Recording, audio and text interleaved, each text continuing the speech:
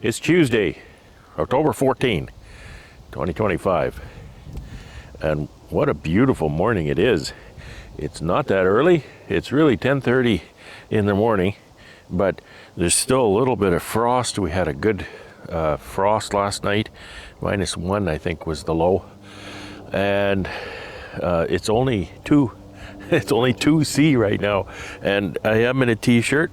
Another couple degrees down, or another bit of breeze, and I wouldn't be able to stand this, but I am in long pants. So short pants is over. I think I should be in boots. Maybe I should mow this again, because I come out here on a morning like this and the dew is on the grass and my shoes get wet. And I'm not doing a lot of hive work, but I am walking around in here quite a bit doing my treatments. I'm just doing a lot of oxalic acid vapor just to kill as many mites as I can. And that's why I'm out here today. I'm just going to do a round of oxalic acid vapor as much as I can on my batteries. I did get behind on my schedule a little bit because of cold and rainy weather over the weekend. I will say over the weekend I did get some rest, and I feel very good as a result. Yesterday is said to be Columbus Day in the States. Well, Columbus Day corresponds with Canadian Thanksgiving Day. So we had a good restful Thanksgiving Day, Thanksgiving weekend, and my wife made a nice ham and scalloped potato supper on Sunday, which I enjoyed thoroughly. Okay, well, there's really nothing more to say about what I'm going to do. Well, there's a job that I'm going to do here soon. Today actually might not be a bad day to do it, but because it's so sunny, I'm not going to do it. You can see, I'm having a hard time seeing the screen, it's so sunny. So you can see here that I have, what I have, like 19, I think, colonies here, but they're spread all over the place. With one exception, there's no 2 colonies on one pallet. So what I want to do eventually is I want to just kind of line them up on the first row here. So I've got 1 here, so I can put 3 more there, and I can put 4 there, I can put 4 there. So I want to move the bees in the apiary just to consolidate pallets. For the winter. Then they've got a pallet mate to help keep them warm. I don't need to insulate one side of each box, so that's 25% less wrapping, less insulative panels. So I want to move those. I have my hive lifter over here that I can use for moving those, so it should be a fairly easy job, but I need to choose my day. Sunday would have been an appropriate day because it was raining, but I don't want to work in the rain. It would rain a lot. Monday would have been an appropriate day, but it was so incredibly windy and cold, I didn't want to come out either. I'm a bit of a wimp. And but there's no great hurry, All I need is a day that's going to be, below, say, 5C, 40F kind of thing. If it's that temperature, then the bees are not going to come outside. However, there's no hard and fast rule. I hear people ask, at what temperature do the bees stop flying? It's not just temperature. It's that big fiery ball in the sky too. It's 2 degrees, very, very sunny, calm, and it's not full flight here, but there are bees flying around my head. There's bees, licking up syrup around the pails on the lids, that sort of thing. So that just leads me to think that it's probably not the best day. I either need poor enough conditions that I can count on the bees not flying for the rest of the day, or I need to have had poor enough conditions that the bees haven't flown all day and do it later on in the day. So I just need them to not fly for 1 day, and I can move them. And like I say, it wouldn't be that bad to move them now, but I'm not going to do that now. I'll do that probably in another week or so. We'll get them consolidated, and probably the thing that is being put off mostly is wrapping. I'm not wrapping, putting the insulation on the boxes before I move them, because then I can't pick them up with the hive lifter. I'd have to get the tractor in here and scoot them aside and set the pallets. I think it's just easier with the hive lifter. So anyway, I'm rambling now, and I just wanted to update you on what's going on. There's not a lot going on except for treating with oxalic acid vapor. I took a third pail over to the outyard because those pails were empty, and there was a substantial amount of brood in the hives in the nest, and I just wanted to make sure they had enough for winter, because they're going to winter outdoors. Looking at something here I want to show you. Just something I've been evaluating. Now, my evaluation of this really isn't an evaluation as to how good a product this is. This is an evaluation as to the appropriateness of this product for my purposes, my management style. And so I can pull this off. I can see that this is a Ceracell hive-top feeder. I can see that a number of bees got in here. I think what happened is the wind, it had a big windstorm, and it blew the lids off. So then the bees got in it, and they get in there and they don't get out and they die. So that's a problem. There's all kinds of sugar caked into the bottom of this, which I don't know this is the fault of the feeder, because that would have happened in the pail anyway. And if that happened in the pail, it would have clogged the screen. I'm not really sure why this did this, and I don't see it in the pails or anything. So I think I might as well take this off. I don't know if I want to do that now. I might be in trouble if I do. See, the bees glue it down. They build comb on the bottom. It's another reason I don't think I'll be using these. So I'll be doing that another day. I put this narrow foamy in under here to keep them from gluing some of it down. This is one of my homegrown 25 queens. All right, I've got my coffee, I've got my vaporizers. Vaporizers are already warm. Get my mask on, and I'm going to get to this.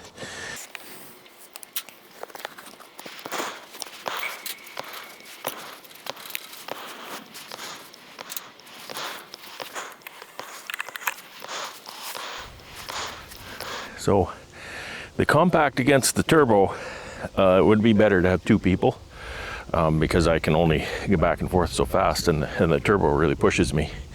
But without too much delay on either unit, I just treated 11 with the turbo and 7 with the compact. And again, there was some waiting time. So, I don't think there was much waiting time with the compact, because I would kind of set up 2 with the turbo and then go get the compact. I think the turbo, if you don't keep up to the turbo, I think it can use more battery. That's not very scientific, but that's the impression I'm getting. If I do 1-to-1 with the compact and the turbo, that means the turbo is sitting idle for far longer, almost half the time. And it does seem to go through batteries faster than the compact. But that stands to reason, because if you kept it busy, then it would be doing more treatments with that battery instead of just sitting idle, staying warm, because that takes power too. Okay, I'm going to do a few nukes, and then I have to go charge my batteries, and then hopefully I can finish the nukes. So thanks for watching.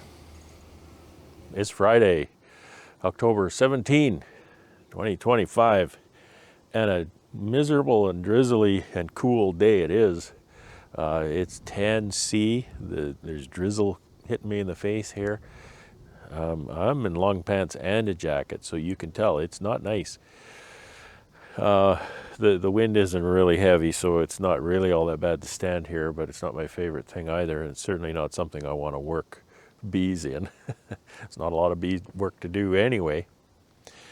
So you saw me treating bees the other day with oxalic acid. That's about all that's going on here. They're still working on their last pails. So those will come off soon when they're done. There was quite a bit of brood the other day, so I want them to backfill all that when the brood emerges. Trying to get those mites when they emerge from the cells, get those mite numbers down for the winter. That just makes healthy bees.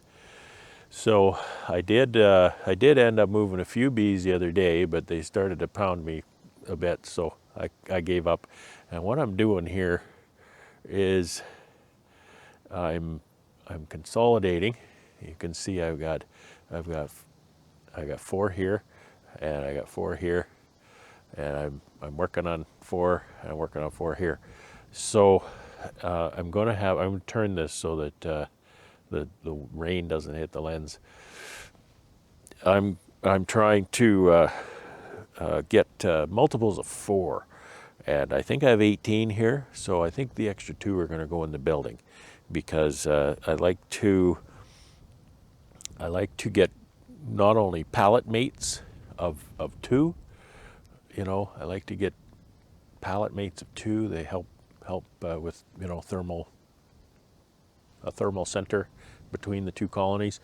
And I also like to get quads of 4, because the entrances face one another to block the wind and whatnot. So that's why I like to run quads of 4.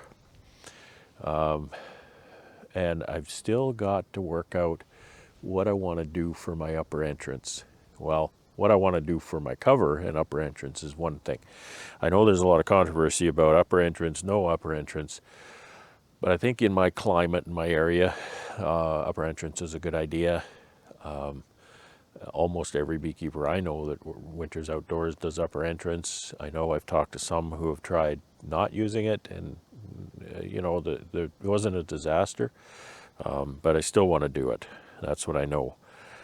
So the problem I'm facing is my migratory cover. I don't want to build all new covers for my hives just for winter. So my migratory cover, without drilling a hole in it for an upper entrance, isn't really well suited.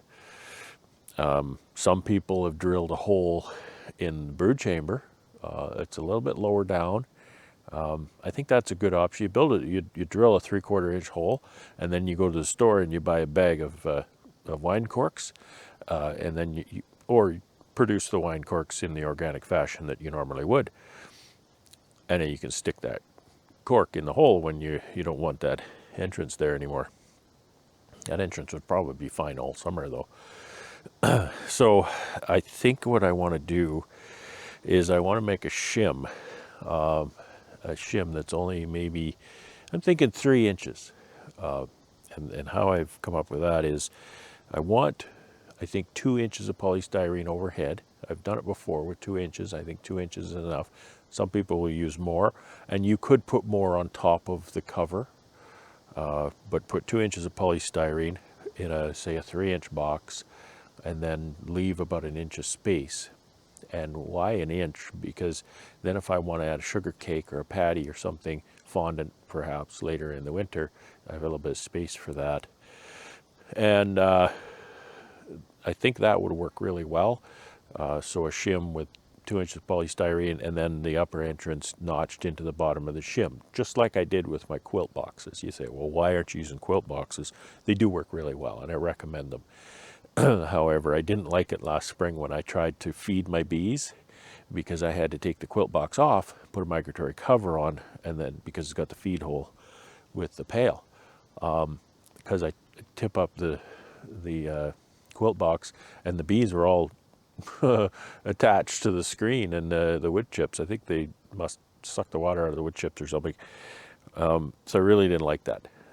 In the cold weather, you know, you can't take a brush to them. They'll absolutely freak out on you. And they're all old bees too, so they all fly. And so that's just kind of a non-workable solution for me. So I'm thinking more either either a thin sheet of plywood, and 3/8 is about the thinnest thing I get here, or nothing, because I've learned by mistake one time that if you paint polystyrene with a quality latex paint, and you have to spray it on, you can't roll it or brush it, it doesn't work, you have to spray it, then the bees don't chew that up readily. So I might just do that. And if I build those, then I can take them to my dipper and have them quickly dipped before winter and put those on. It's not a big hurry. It's not a, how do you say that? It's not urgent that I get those covers on right now, because it's really not that cold. And I assume that it'll not be too cold until, you know, it could be another month almost. But so that's kind of, you know, where I'm at and what I want to do, but I need to get on that. One other complicating factor is I don't want to build those for the wooden boxes, because these polystyrene panels, you can't even see in the, there aren't any in the shot really, but there's just one over there that I've been using. That's not the long-term solution. I don't want to do that long-term. What I want to do long-term is this. This is a polystyrene box. This happens to be a licensed polystyrene box. I kind of like it. I really like it. It's got the bottom of it, the bottom edge it's a plastic insert. It's dense polystyrene. The top is a plastic insert. The frame rest is a plastic. So I think it's going to be reasonably robust. No fool, polystyrene boxes are not as robust as wooden boxes. So there's that. But the complicating factor is that these boxes are larger. It's inch and, is that inch and a half? It's either inch and a quarter, inch and a half thick. So it's thicker than my 7/8 boxes. So therefore, whatever I have for cover should be the same size as the box, right? So can I make a cover that will work with the wooden boxes and and fit the polystyrene nicely? I don't want to end up with a cover on a polystyrene box that's smaller than the box. Why? Well, I don't know. If you got that little edge there, that little area on the top edge of the box, and you get rain, that can go under the cover and down in the box. I don't want that. So I want it to be the same size. So I have to work that out. I have to figure out how to do that. So that's kind of the plan. That's kind of the plan with those, to build some of those covers. And it's going to be 32 of them this year. And I should probably build almost twice that many overall. So that's what's on my mind right now. And if you got any ideas, let me know. There's a lot of variables involved. You know, what I want to achieve, what I can do, long-term goals, the environment I'm working in, you know, wood shop, expense, all that kind of stuff. Polystyrene's expensive, so the idea of buying a bunch of polystyrene to put on top of the hives, that is no small idea, no small proposal, perhaps is the term. But anyway, I'm rambling now. So this lifter, I was moving the bees the other day, and it worked really well. I moved a couple of these because I want to consolidate the 6-frame polys onto you know, pallets of 6 to store them for the winter. I moved, and they're heavy. I have to move them by hand. They're like 50, 60 pounds. And the second one I moved got really cranky and kind of stung that crap out of me. Boy, did I ever get stung a lot. And so I just decided to leave that for another day. So I still have to do that. But that'll get done. There's no big hurry to do that. They won't move indoors for another 2 to 3 weeks. So, and I can move them the day I move them indoors. It's just more work to do that day, so it slows you down. But, so that is the update as to what happened this week, what's going on now, and what's coming up. I really appreciate you watching. I know the 7-minute video a couple of weeks ago was kind of a disappointment, and what can I do? I'm not a YouTuber, right? I'm a beekeeper. So if there's no beekeeping going on, there's no YouTube. I love checking in with you, and I love seeing the comments. some people commented that they weren't really too happy about a 7-minute video. But sometimes it is what it is. And then you end up just listening to me talk, which, you know, I think gets pretty boring listening to me talk. However, I wish you a really great weekend and a really great week coming up. And I truly, truly appreciate you watching. Shoot me a comment. I just love looking at the comments, you know, even if it's just a, hey, how you doing? Or some people put up a little peace sign emoji or something like that. Just so I know you're out there. And I really appreciate it if you got a comment or question. I will respond to every comment that has a question or, you know, an inquiry or anything. Respond to those. If it's just a statement about what you're doing, that's fine, but I may have no response to that. Different people do different things, and that's one of the beauties of beekeeping is there's almost no wrong way to a lot of things. There is a wrong way, but there's not one right way generally. And hey, you know, I came across something the other day. I actually put a Facebook comment, and I think probably nobody in my world understood. Occam's razor. Do you know what Occam's razor is? It's not a direct quote, but basically Occam's razor states that the simplest explanation is usually the correct one. And my comment on Facebook was, it is self-evident that Occam was not a beekeeper. Because in beekeeping, the simplest explanation is usually wrong. Because nothing's simple. It's, I'll do this. No, I can't do that because of all these reasons. So, yeah, Occam was not a beekeeper, for sure. It's one of those things. I'll let you go. Thank you so much for watching. Leave me a comment. Take care and have fun.